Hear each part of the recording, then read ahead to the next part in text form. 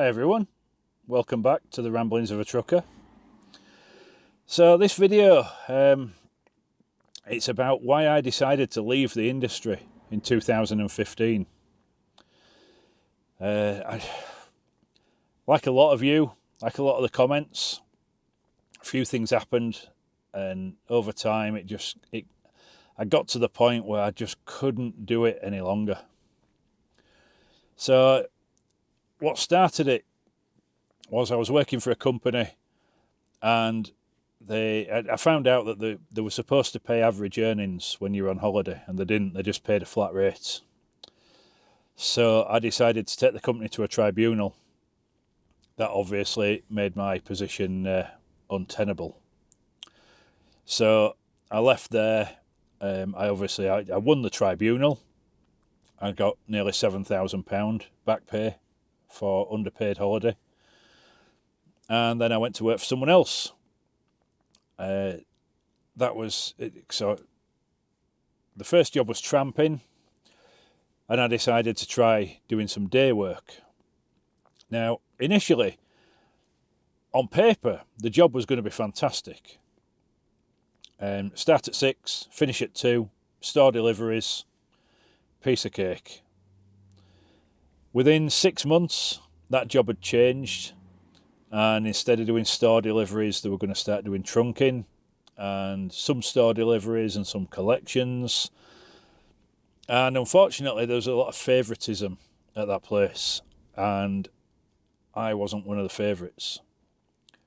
So you had the same people who were getting the short runs and coming back without doing collections. And then some of us, we were doing our set runs, which were in one part of the country, and being sent to an area where the favourites had been doing their store deliveries, so we could do their collections, because the shift manager wanted them to get home early, and they didn't care about the rest of us, and they didn't care about sharing the work out fairly amongst everyone, so everyone did their fair share. And so that started to get under my skin a little bit. And then they decided to stop doing store deliveries and start doing trunking, depot to depot. Double-decker trailers.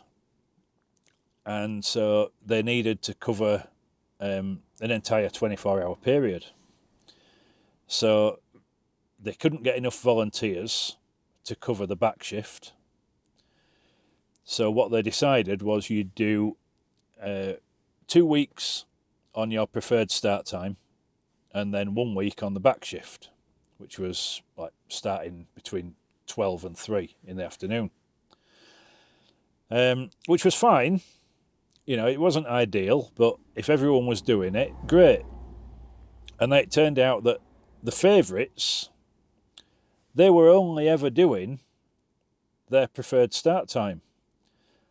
And then people like me and my mate Pete and a few other friends of mine, we were getting shoved around on the third week. Oh, you know, going from 6 a.m. starts to 3 p.m. starts or 4 p.m. starts, and then being planned for a 15-hour day. Some people, they can change their body clock. I couldn't. I really struggled to stay awake through the night. I've always struggled to stay awake through the night. Management did not care. They wouldn't have cared if we'd have fallen asleep at the wheel. They were not going to make their favourites do that, but they were going to make us do it. So, again, that really pissed me off and got under my skin. And then there was one Friday where because there were 3 or 4 shift managers, and there was only one who had her favourites. The others, they were fine, you know, they were nice, reasonable people. But she seemed to be top dog, and so that's the way it was. So anyway, this particular Friday, she'd gone home early, and because she was such a control freak, she took everybody's wage slip home with her for the weekend. So we all came back after our Friday shift. Where's my wage slip? Oh, she's taking it home with her. What the fuck? I mean, who does she think she is? Taking the wage slips home. So, as you can see, this was for me, it was a problem company, a problem job. And then we got another shift manager. He was brought over, I think he lived in Cinderford, and he was brought over to Corby, seconded over there. And I mean, I've had my own transport business. I've been director, I've been planner, and I've been a driver, done fleet maintenance. So I can spot when people are good at their job and when they're bad at their job because of how I was in those various positions. And I quickly realised that this guy who'd been seconded wasn't particularly good, and it struck me that he was probably one of these people that they'd really like to get rid of, but they couldn't. They'd nothing on him. So if they kept moving him around a bit, he might get fed up and move of his own accord. Anyway, I highlighted one or two things that he'd got wrong or that he wasn't particularly good at because, well, I'm a bit vocal like that. So Christmas Eve, we did our last shift and just about to go home. Me and my mates, he called us in. And he said, you two, he said, you're working Boxing Day. Okay. What, just us two? Yeah, just you two. Okay. What are we doing? You're taking trailers up to Castleford. Do a trailer swap and back down. Okay. So, still enjoyed Christmas Eve. Still enjoyed Christmas Day. Came in. I don't think we started until 8 o'clock. On Boxing Day, but it's still early to be working on Boxing Day. So we came in and went to the security up. They gave us the keys for the trucks and told us we were taking an empty trailer each. Empty trailer. So we coupled up to these empty trailers, ran up to Castleford. Nobody was in there. Nobody was working, just security. They all had the day off. So we got there and said, shift manager has told us we've got to bring these trailers up and swap trailers. And they said, yeah, we're expecting them. Drop those two trailers over there and there's only one to go back. And that was an empty trailer. I think we were swapping 40-foot trailers for 30-foot trailers. But there was only one empty 30-foot. So my mate Pete, he coupled up to the 30-foot. I ran back unit only. And that shift manager, he was just doing it to be spiteful. Those trailers could have been swapped the day after. They could have even gone up loaded the day after. And then they could have been swapped 40s for 30s. He was just one of those people. And it's these people that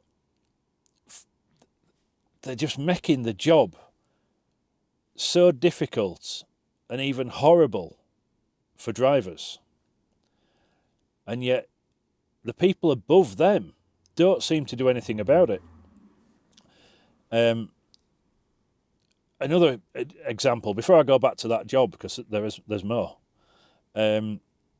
Morrison's supermarkets.